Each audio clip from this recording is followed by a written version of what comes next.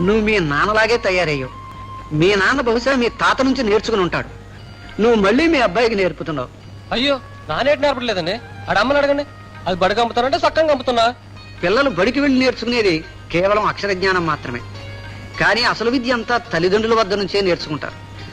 వాళ్ళు తాగినా, అబద్ధాలు చెప్పినా, మోసాలు చేసినా, నిజాయితీగా బతికినా, నిజం చెప్పినా తల్లిదండ్రుల ప్రవర్తన మీదే ఆధారపడి ఉంటుంది.